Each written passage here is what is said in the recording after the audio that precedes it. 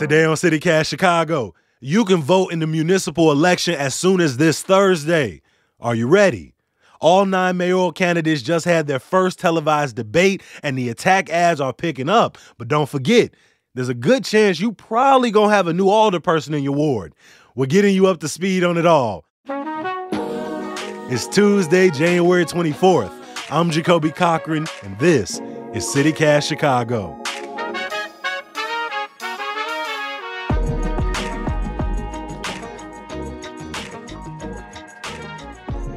I'm joined by lead producer Carrie Shepard and producer Simone Alisea. Like I said, we're going to be breaking down some stories as we move into the municipal election. One of those stories is the connection between Congressman Jesus Chuy Garcia and former Speaker of the Illinois House, Mike Madigan. If you're not caught up, Mike Madigan is currently set to face trial in a bribery scandal. Madigan allegedly used his long-term political power to help people get jobs, particularly Juan Ochoa, and a job on the board of ComEd. Ochoa's relationship is not only with Mike Madigan, but also Congressman Jesus Chuy Garcia, whose entire camp says did not pay for play, had no role in getting this person a job. But if you ask incumbent Mayor Lori Lightfoot, she's trying to paint this as a huge corruption scandal that connects the congressman to Mike Madigan in more ways than one. And not only did she jump on it in last week's debate, but there was an attack ad that's been running throughout the weekend. I mean, you could not watch CBS, Fox, NBC Basic Cable and not see it. Carrie, Simone, did y'all see this ad? What do we really know about Chuy Garcia? Chuy secretly talked with this crypto crook who stole his customers' life savings, then spent a fortune to re-elect Garcia. Chuy cut deals to help himself with the since-indicted Mike Madigan, even while the disgraced speaker... What did y'all think of that ad? The first thing out of my mouth was going to be that music was irritating, so I can imagine hearing that over and over again over the course of a weekend would grate very quickly. Look, this is obviously... This is what Lightfoot's camp has to do. I mean, as Chuy Garcia is obviously the perceived frontrunner. I think that this association is a bit thin. Anybody who's been in politics in our state for, a minute in the last 50 years in Democratic politics has worked with former House Speaker Michael Madigan. He has, for years and years and years, was the most powerful politician in the state. And to be clear, the court filing, it says a congressman. It doesn't name Garcia. And also, I think what the implication is that he maybe was going to have a meeting with Juan Ochoa to there's a lot of maybes to possibly discuss his. It was a potential meeting. Yes, about not even potential about topic. It wasn't even about the appointment. Like exactly. If you read the story, it was like Ochoa was going to meet with Madigan and a congressman to talk about a political action committee, but Madigan misconstrued what it was going to be and thought it was about the appointment. So they had to have like a whole other side conversation with some other operatives about the appointment.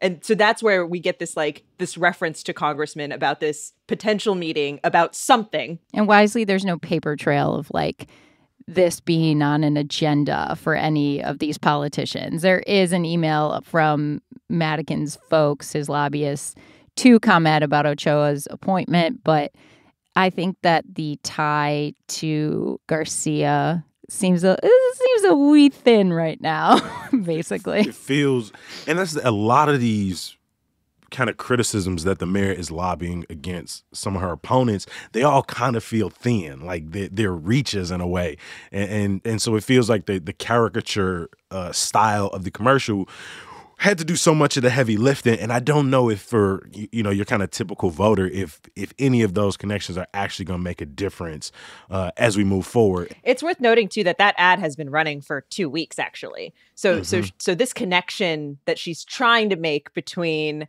the probe surrounding Mike Madigan and Chuy Garcia, that's something she's been trying to push off from the jump. And I'll point out, too, in the general election, Republicans tried to say Pritzker, worked with Mike Madigan, therefore he is corrupt, right? Tried to play the same thing. And as we see, it didn't really work. As I'm paying attention to it, if the congressman is unable to pull this out, I don't think it's going to be because of these connections or because of these ads. I think it's going to be because of the congressman's performance, just outright trying to connect to voters, trying to seem like he has relevant solutions. And as the debate happened this past week, you know, Carrie, I know you were watching it as well. You and I were texting as it was going on. You know, I wasn't all that impressed by what I saw from most of the candidates, but especially the congressperson. We've been having these conversations for weeks about, you know, what sort of role is everyone trying to fill? And it just feels like the congressperson, outside of his connections to, you know, Mayor Harold Washington, outside of his work as a, you know, long-term politician over the last 40 years, it really feels like that's where he's kind of planted his flag. Like, it's not going to be some new burst of charisma or some, you know, some out of left field plans that really motivate people or even uniting people across the city. It's really going to be maybe just playing to his base and playing to the name recognition. And me personally, that doesn't really inspire me. Yeah, I agree. I think that Garcia had been like a Bernie Sanders delegate, if I recall, in that presidential race. And I think perhaps he's maybe resting in his laurels of being known as the quote unquote progressive, like you say, like with his connection to the great coalition builder, former Mayor Harold Washington. But I can't help but feel a little like I felt when Illinois Governor Bruce Rauner was running for re-election against Pritzker. It kind of seemed like, does he really want to do this? Or is he just doing it because someone's making him do it? And, you know, Garcia is getting on his progressive bona fides. Like, it's a big hit that CTU, a huge, powerful teachers union, and other unions have been supporting Brandon Johnson, Cook County Commissioner. So that's going to split that vote. Obviously, you have your center or right of center folks like Paul Vallis, former CPS head, who are very much trying to court the cops and, you know, some of the more conservative voters who around the edges of the city, some of which districts like went for Trump, you know, like we think we're such a Democratic stronghold, but that is not always the case. So I think that the Brandon Johnson is maybe siphoning off some of those quote unquote progressives. And then Mayor Lori Lightfoot, obviously, she told the tribe, like, I challenge you to find a more progressive candidate than me, which obviously is going to get some pushback from folks.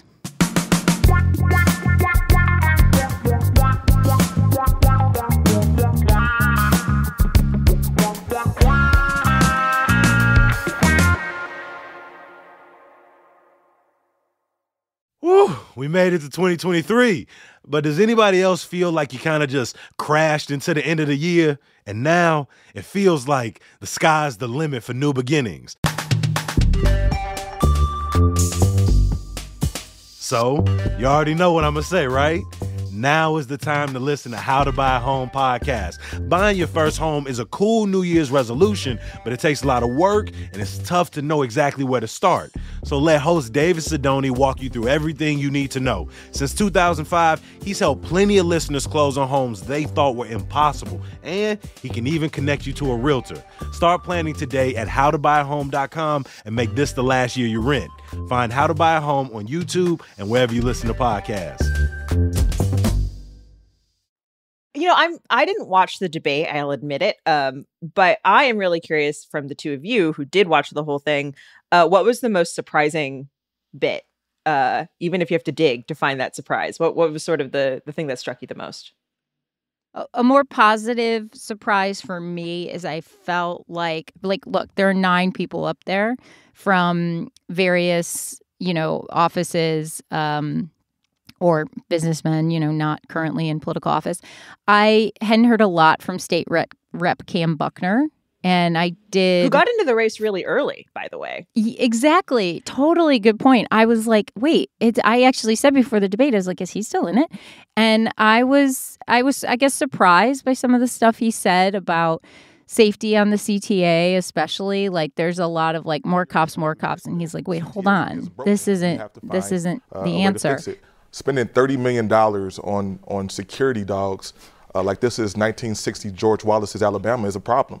We got to find a different way to do this. There are 30,000 cameras on the system that aren't connected. We need transit ambassadors. All of this is in my plan. We also talk about a text program so people can talk honestly, about as much as issues that are going on. as much as people are like, wait, there are aldermen in the race, maybe, they do have an advantage when you think about it in that they are more on the ground in city politics than possibly your commissioner or your state rep or state senator or even farther out, your businessmen like Willie Wilson or policy wonks like Paul Vallis. I mean, on a not positive note, the sound bites that are coming out of Willie Wilson are, again, for the people who are considering voting for him, I don't think anything he said is going to change their mind.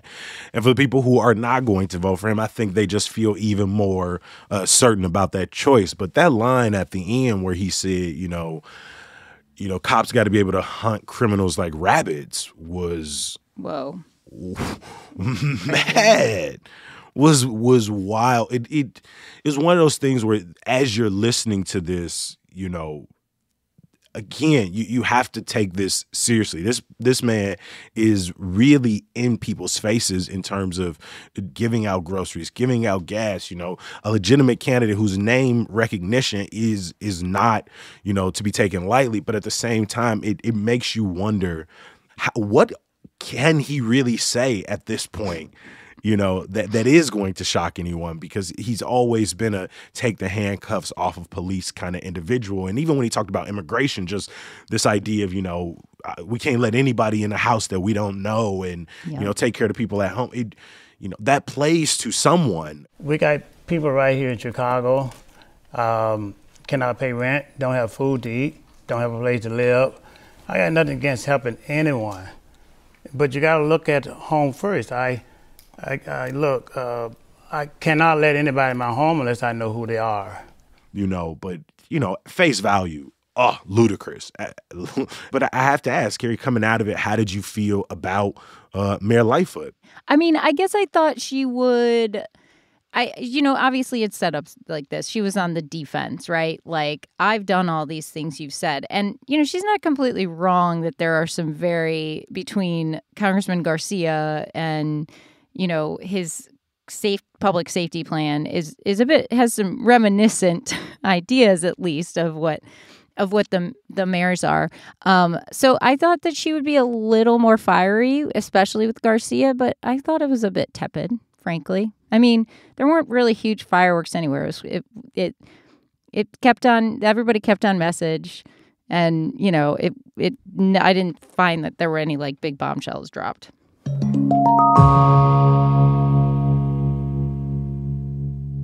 From the mayor's race to our individual awards to talk about the race for alder people across the city, nearly 1/3 of all alder people are stepping down, meaning many of us are going to be voting for a new person. I live in a ward, the 4th ward, where Sophia King is running for mayor, and so I have 6 or 7 candidates to pick from. But Carrie, what are some interesting races that you're watching? I am watching a few. So I think the 1st ward, which is an area that has had a ton of development in recent years or recent decades, but which is, parts of Logan Square, it's Wicker Park, it's part of Westtown. Daniel LaSpada is the incumbent. He unseated Joe Proco Moreno, was alderman, who then went on to get into some legal trouble, and he's jumping back in the race, which is interesting. But you also have Sam Royko, and many longtime Chicagoans would know Royko for the last name Royko because his dad was the longtime columnist Mike Royko. Also the 11th, which is a race that we have covered here on CityCast Chicago. So that was for years and years and years, a Daley stronghold, and a Daley held that seat until he was convicted of corruption-related charges. Nicole Lee, who grew up in Chinatown in the 11th ward and we've started to see some of the shifting in that ward from less Bridgeport, Irish, white, Daley machine to, being a little bit maybe more representative of the people who live there. Mayor Lightfoot actually appointed her, but now she's actually up. And then the other one is 14th, which is a long time, Ed Burke, 50 years or something. He's been in city council. He's also facing charges on corruption-related activity, if you will, and was the longtime head of the very powerful finance committee. Another ward that has the demographics have shifted more Latino. So we're seeing, maybe more Latino representation in some of these wards for, that represent the population of those wards. Having a bunch of new aldermen, though, sort of in the aggregate, is going to be really interesting to watch how that changes the way city council interacts, right? Along with, I think there is a real good chance that Lori Lightfoot doesn't win re-election. So it's also possible we get a new mayor on top of that. That's going to do a lot to how fast does legislation move, what kinds of legislation gets priority, what kinds of action gets priority, and how much, and also just kind of how spicy city council is going to be. With new people, are we going to see more disagreements, sort of more parliamentary maneuvering that is basically passive-aggressive disagreement? You know what I mean? Like once the election dust settles, what does this actually mean for how things get decided and what actions the city takes and what changes we will see? I think what's always interesting, particularly about these races, as you look across, just the different amount of work you have to do from one ward to the next, whereas you might be in a ward where one person is running versus a ward where there are 11 people running. And even as I looked into my ward, and I'm just like, there's some of these names, obviously I've never even seen before, but some jump out, right? So in my ward, Prentice Butler, who is Sophia King's chief of staff, is running. Lamont Robinson, who's a state representative, is running. And then Ebony Lucas, who is it's an individual who's ran 3 times already in this ward. And so just knowing the research that has to go into figuring out who each of these people is, you feel like, a small group of people are going to pick who their alderperson is when you just think about turnout, in addition to how much are people paying attention to them. The flip side of that, though, is your vote matters more in these races. Yeah, exactly. Your individual vote. You could be part of that small group that picks who's going to lead your ward and what's gonna happen there. So there's sort of 2 sides to that coin, I think. For more on aldermanic races across the city, tune in to Hey Chicago, our daily newsletter. If you haven't subscribed, please visit chicago.citycast.fm. Get yourself, your friends, all of your family signed up for the best newsletter in Chicago. Thank you, lead producer Carrie Shepard and producer Simone Alisea, for this little, breakdown. Yeah, glad to be here. Thank you. Before I let you go, a little bit of news, y'all. Plans to move 250 migrants into a shuttered elementary school in Woodlawn has been delayed after community members voiced concerns with the lack of transparency. Now, the plan was to move the migrants in yesterday, but the city says another public meeting will be held, though they didn't provide an exact date. University of Illinois Chicago faculty members returned to the classroom after a 4-day strike as a tentative deal was reached that includes increases to minimum salaries and promises to provide more mental health and learning resources for students. My people in the 10th Ward on the southeast side, an aldermanic forum is being held tomorrow at 5:30 at the Altgeld Murray Community Center. And some good news to get you through. Actually, you tell me. Each day I come on here and I give you a little bit of joy from my world or around the city, but we want to know what is making you happy, making you proud or excited for our city or yourself. Something like this. Hey, this is Simone Alisea coming from Uptown. In my good news that I want to share is a shout out to my little cousin Isai. He showed me all of his really cool art and even gave me a piece to take home. I love seeing a young person finding out what they're good at and really going for it. And I hope everybody gets to feel a little bit of that in their lives. Leave us a voicemail at 773-780-0246. Leave your name, your neighborhood, and some good news. I'm going to talk to you tomorrow. Peace. I'm joined today by Louie. I was doing good. All right. Who's Louie? We not even recorded. I don't know. I was finna say lewd producer. I don't know how that Because I was saying producer and lead. God, I hope that's not a thing. Lewd.